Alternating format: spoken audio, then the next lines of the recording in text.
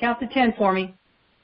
1, 2, 3, 4, 5, 6, 7, 8, 9, 10. 10, 9, 8, 7, 6, 5, 4, 3, 2, 1. No dropouts, no fuzziness, no muffled-ish sound. So I think we're good to go. This is the Eden assignment, and this is for the show coming up Monday, January the 15th. And it's coming down in 3, 2, 1. Hi, everybody. Welcome back to the Eden assignment. I am Karen Eden, and I am your host. And again, the reason why I call this show the Eden assignment is because after many, many years of being in the news broadcasting business where I was given assignments, daily assignments for somebody else to do what they wanted me to do, I can kind of do the same thing, only I don't have to do anybody else's assignment. I take my cues from a different boss. I call him my boss, my heavenly boss up in the sky. Speaking of assignments, my guest speaker with me today, my guest on the show, she actually was the assignment editor at Fox News, which is how we got to be such good friends. Say hi, Maria. Well, hello. I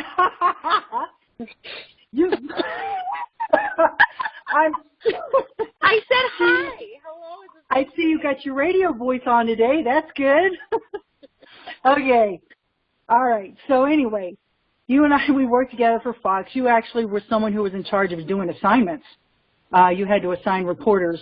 And when, of course, I was a meteorologist on the weekend, but during the weekdays I was a feature reporter. So a lot of times I usually came up with my own stuff to do. But as the assignment editor, you had to assign who's going to be the photog and when can you go out. And ladies and gentlemen, 90% of the time, I want you to know that my friend Maria canceled me. Thank you. This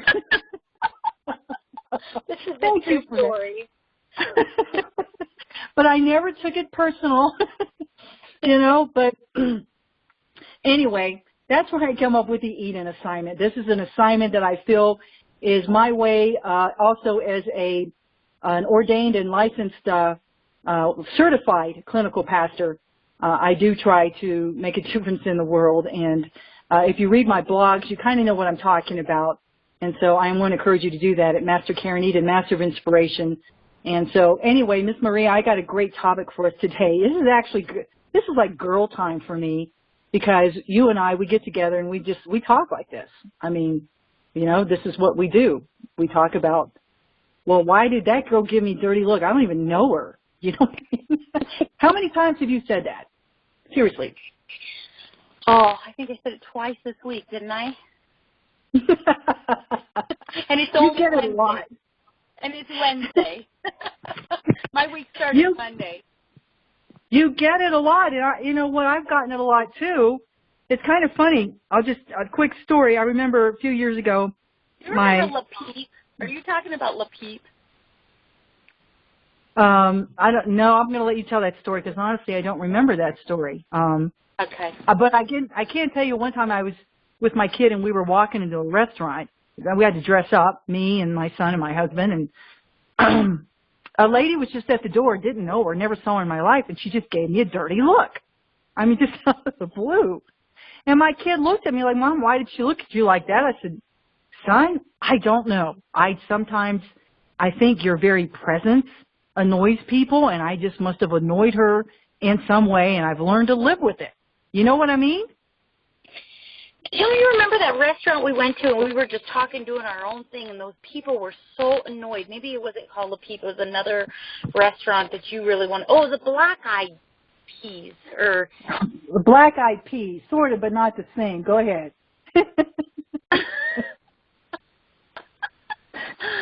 Do you remember we walked in, we were sitting down, we were really busy, and we were talking about something just between you and I will admit that when you and I get together, it's just, there's a really good, chemistry or a best friend that you really enjoy being with, you kind of block out the rest of the world, not intentionally, but just because you're so focused on what the conversation is.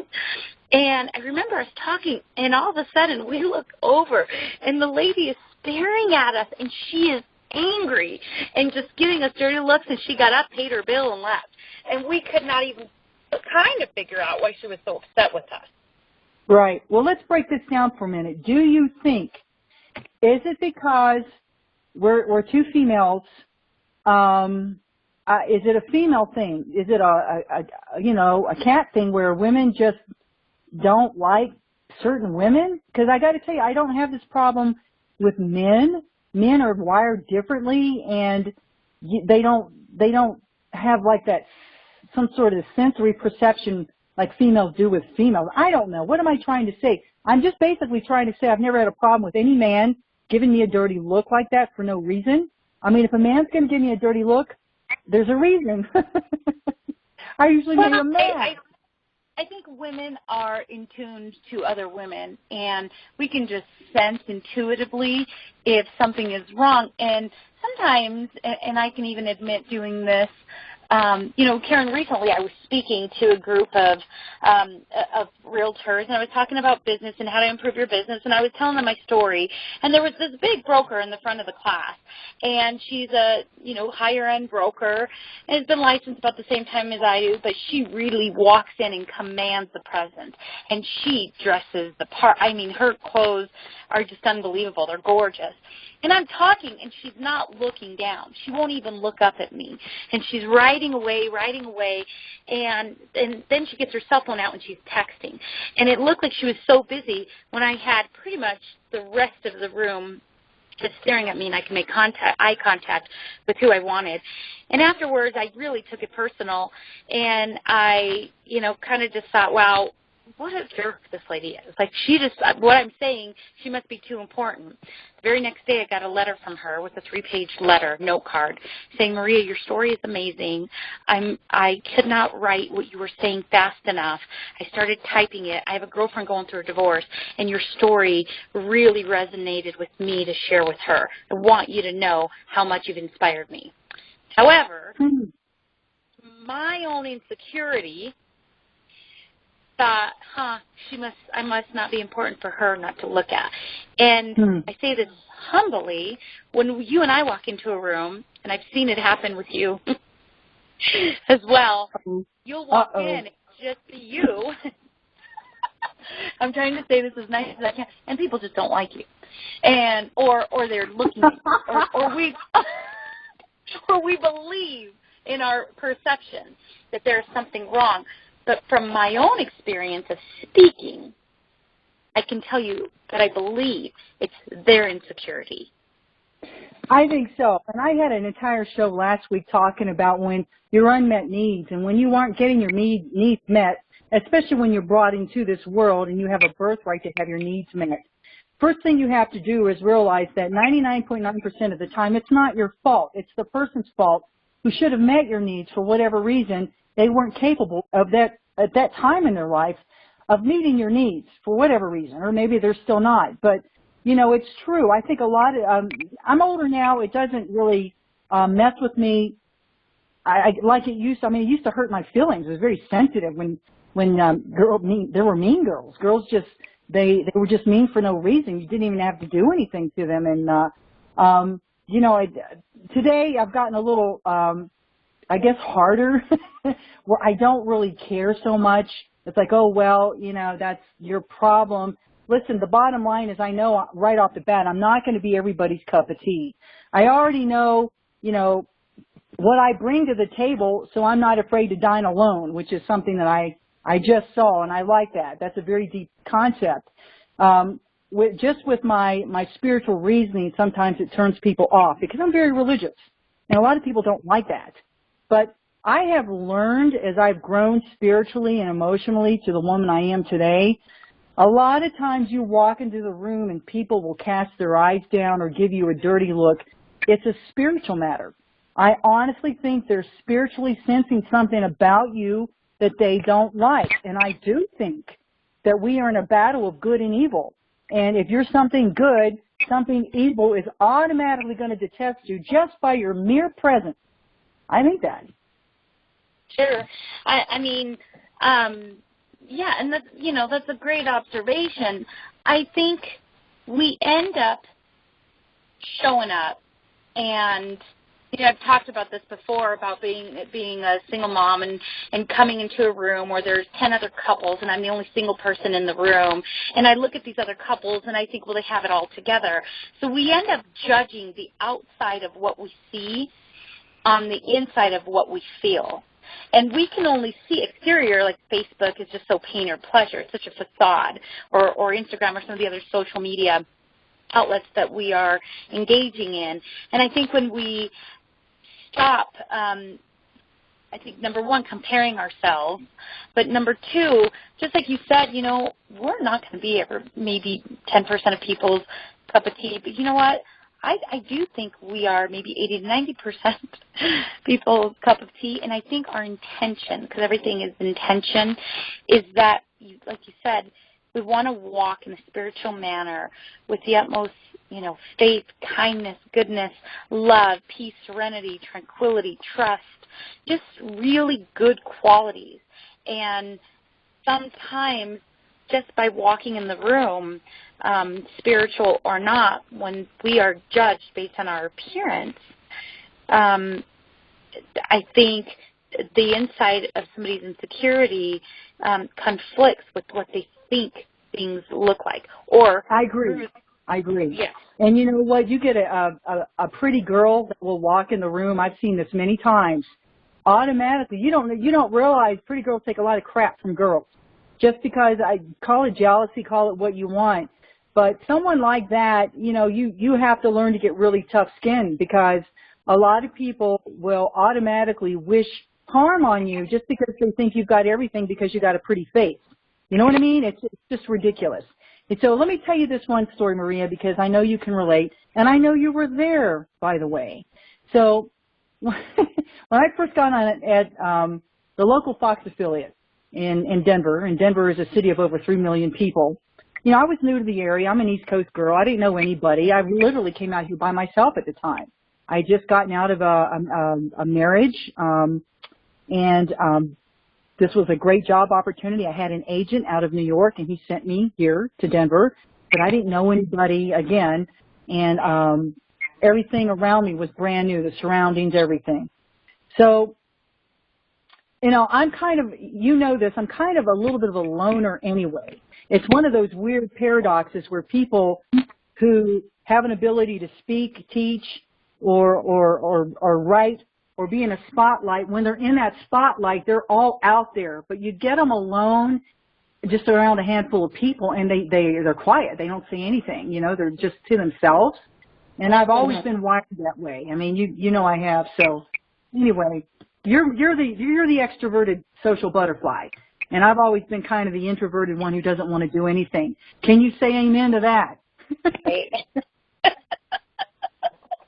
Yes, I agree with you. Ladies and gentlemen, she's invited me to many parties, and all she hears is, no.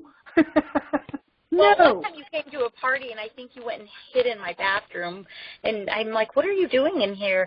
And you're just like, oh, I'm just thinking. And I don't think you were going to the bathroom that long. So I've seen you hide in my backyard before. Well, I'm not really hiding. Sometimes it's overwhelming for me to be around so many fake people. Okay, here we go. Here's the story. So anyway, I get to Denver, and then about a month later, my agent comes and visits. He talks to the news director, and he takes me out to dinner. He goes, Karen, listen, they're real happy with you. They like your job performance and everything, but they've noticed that you really don't hang out with other people a whole lot. You've got to be like more of a team player. You've got to be able to go out with them, go get drinks after work or whatever. Just be more of a social person with the other team members. And I took that real personal, because that's just not me. I'm not someone who does something like that. And I finally, over the years, have gotten to the point where, listen, this is who I am. Don't try to change me, because I like being the way I am. I'm not someone who's going to go out and do a lot of the partying and all that stuff. But people who know me, they love me for the way I am, and I don't want to change. I don't want to be the fake person that has to go out and pretend like I'm a team player. Dude, you know what? I'm not a team player. I'll be the first to tell you that. I'm a lone wolf. I do well on my own many times, and there's very few people in my circle. See, even you, Maria, after 18 years, you've come to accept me that way. I mean, you know, but you're rare. You're rare. Well, I know your intention. I mean, you have really good intentions. I know that you have a good heart, and honestly, you're one of the few people I can count on a hand, you know, that I feel like really you're my cheerleader. When something good happens to me, I feel like you're happy for me, and that's rare too, in my opinion. Right. But in the beginning, when you saw me at the TV station, you probably thought the same thing. I'm like over there by myself, right? Yep. And I always used to ask you, why don't you come out with us? And what did I say? Oh, that's just not my thing. I think you were really nice about it. I just don't have time. You'd always give me an excuse. And you said, I really don't like to go and do stuff. And then I kind of made you. Once I, you know, it's like, you've got to meet me out. And, you know, I think there's something to be said. Everybody has a different personality. Everybody has, and you're wired like that where you really can be alone and you can walk into a room and not get that receptivity and you're okay with it. Mm-hmm. I'm wired very different. I want to be speaking to a room of 100 brokers and I want eye contact from everybody. I don't think that situation would have bothered you where it bothered me. But I also think that, you know, we're all at different levels and we've just got to meet people where they are. That's true, especially for what you do in your field. My field, I don't have to so much. But anyway, you know, it's kind of funny, and we laugh about it now, too, because a lot of it's the way you're brought up. I mean, you were raised in a traditional Italian family. And, you know, my first husband, the first time I was married, I've been married 2 times. My first husband was also Italian, and being a country girl from the South and going up into the big city in the North and having to deal with his family, it was a nightmare for me because there's so many unsaid things that you just have to know what they mean. And I probably got insulted a million times and didn't even know I was being insulted because it's a whole new cultural experience, as with you, you know, to be in an Italian family. How many times have I said to you, come on, Maria, just don't worry about it. I'm not Italian. You're not going to offend me. Just tell me what you need to say, right? Right. No, that's true. I mean, and you're right about a lot of this is that not only culturally we have different spectrums, but the events and experiences we've had in our lives and how I really believe everybody puts on a set of glasses. And, you know, if you and I are facing each other and you wrote the number 6, you would see the number 6, I would see the number 9. It's perspective on how we see so many different things. Yeah, well, if I wrote the number 6 and you see the number 9, I would say go get your eyes checked. But if we are sitting across the table from each other and the number 6 was facing you, 6 backwards is the number 9, sister. Okay, like it's laying on its back or something, like the 6 is on its back, so you can't tell if it's a 9. Well, of course, so it's not, not sitting up. Oh, yeah. All right. You're right, and that perspective that we view the number 6 on its back will be according to our life experiences. So in my experience, you know, I see that, it looks one way to me, and you see it, and it looks another way to you. But the beautiful thing is, and we've had to do this, as time goes by, we adjust to the way each other are. So I know the way you are, so I can say, hey, look, don't get Italian on me. I'm okay. Just, you know, it's not going to hurt my feelings. Where you adjust yourself to me, where you can be very blunt and just say bye and hang up the phone. And I'm cool with that. You know, it's so true. Yeah. No, it's true. I mean, and yeah, I'll let you finish. Go ahead. Well, I was just going to say, sometimes these things take time. We're wired immediately like, oh, you don't see things the way I do, so we won't give something time. Listen, with time, you can change anything. My grandmother, who had an arranged marriage in Japan, said with time you can learn to fall in love with anybody. Because I said, how did you marry someone you didn't even know? She goes, you guys have no clue what love is. You learn to love people with time, and you have to give it that time. So love is a commitment of time, and it's the same thing in friendship, It's the same thing, even if you're the person, maybe you're a nice-looking lady, or maybe you've got, you know, multiple black belts is another thing that really causes people to, like, you know, kind of shun away from you.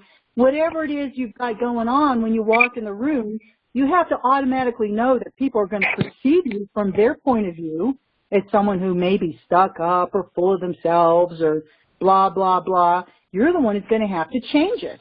You have to walk in the room and change that, which is why when Maria forces me to go to these parties and social events, I literally walk in the room, and the first thing I do is, hi, everybody, I'm Karen, how you doing?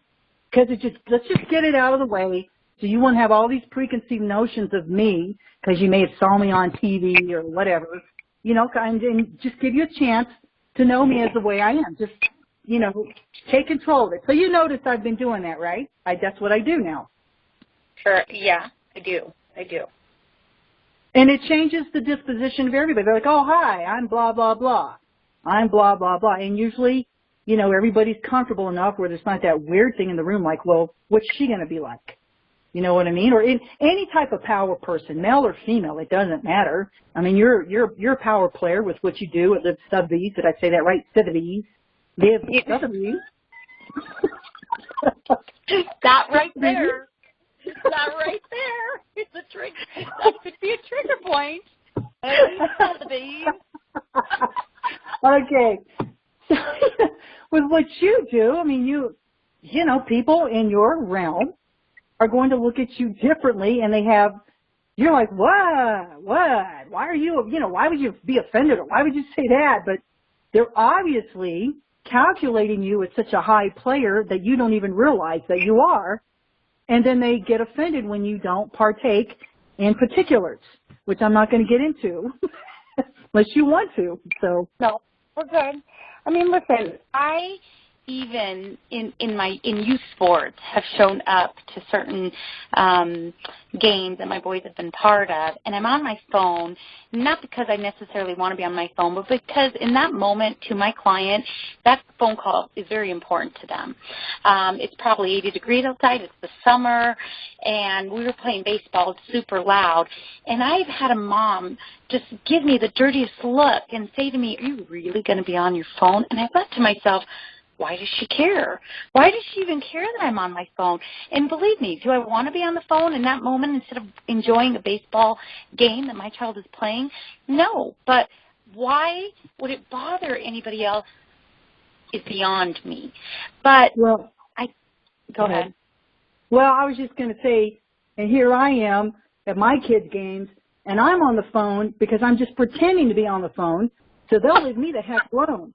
You know we're live. This is live radio. But the funny thing is that they don't realize that in that moment, I think we're doing whatever we need to do to make ourselves happy, comfortable, or deal, like in my solution, dealing in that situation. I remember having an inspector that couldn't get into a home, and I couldn't be there, and it just is astonishing to me. You know, there's one thing I learned very young when we were working in TV. People are always watching you. People are always listening to you. And it's funny, you and I both know we recently had a friend reach out to us that worked with us in our show, and it's great because we're probably going to reconnect, but it's been years since we've connected. And once you leave the spotlight, and you think, well, I'm maybe not in that spotlight, what we don't realize is people are still watching, whether you're at a baseball game, whether you are selling real estate, whether you are teaching karate and have an audience of 30 students. People are always watching, always listening. The good news with us is once they spend more than 5 minutes with us, I think they end up liking us. But yes, at least that's my belief system. Well, maybe you, not necessarily me. But anyway, Here's also what I want to add to what you're saying. You know, I have had many times to hold the flowers, for lack of a better way to put it. Sometimes it's TV, sometimes it's radio, sometimes it's guest speaking, or whatever it is. You're either cream or you're not. And when you're cream, you always will be cream, whether you're doing TV or you're doing teaching karate or you're selling real estate.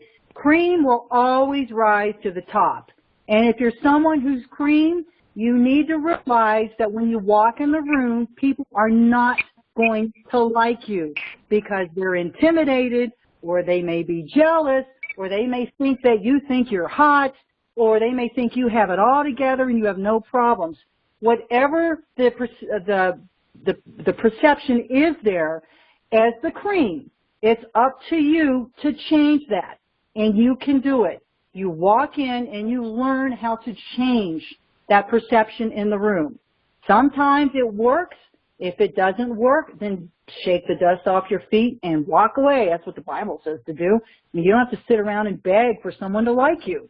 You don't have to beg for someone to love you. You agree, right? I agree with everything, and I talking about the cream, it's not if you're cream, if you decide that you are cream, because you believe what you are. There's an old saying that says, I think I am what you think I think, what I think you think I am. In other words, if I perceive that you like me, I'll like myself. If we can change that a little bit and just really love ourselves and just have a belief system that we are all cream and in the highest form, then we get to choose that. It's when we start comparing ourselves and we start feeling, again, our inside, how we're feeling emotionally compared to how somebody looks on Facebook or in a grocery store or in a beautiful gown, and then we don't feel good enough. That comes from within. And in order to change your perception of how people feel about you, that starts from within. You have to start how you feel about yourself. Right. Very good. I agree 100%. Well, believe it or not, our girl time is over. That went by quick. Okay. I would like for you, my friend, to go ahead and give yourself a plug, please. Tell people what you want them to know. I thank you for your time. So I work with Liv Sotheby's International Realty. If you have any real estate needs in terms of buying, selling, have markets on the value of your home, and anywhere that you live. Quite honestly, we're an international company. We sell lifestyles, waterfront properties, ski front properties. We would love to be able to help you find your next home. Very good. And that's very good. You just did your own live commercial. That was perfect. You took it off of me, so I didn't have to do it. Okay. Listen, everybody, I want to appreciate you listening to the Eden Assignment. I just want to say that we're praying for you and hoping that something that we say will make a difference in your life and touch you in some way. You can go to my Facebook blog and Master Karen Eden, Master of Inspiration, where you will find all of these AMAAradio.com links of the Eden Assignment. They're in my blog. So if you click on my blog, you'll find them, and they're available 24/7 after the show runs live, which is every Monday, 9 o'clock Eastern Time, 7 o'clock Mountain Time, on AMAAradio.com. And thank you very much, Jesse Bowen, for giving me this slide. Also, you know, I write books, and I'm in magazines and all that stuff, so you get it, you read it, and thank you very much. I appreciate that so much. All right. That's about it. Miss Marie, I appreciate you. Love you, my friend. And we're going to let people go, and we'll catch them in a few weeks again. As far as you coming on, I'm going to try. See, Marie is now a staple, and she's going to be on every single month because she's getting very good feedback with the things that she says, and so she is very, she's very likable. Unless you make her mad, then that Italian comes out, and you better look out. But anyway. I want everybody to remember that they're cream and just be the best cream you can be. Be the best cream you can be. Love it. All right, talk to you soon. Okay, bye-bye. Bye, guys.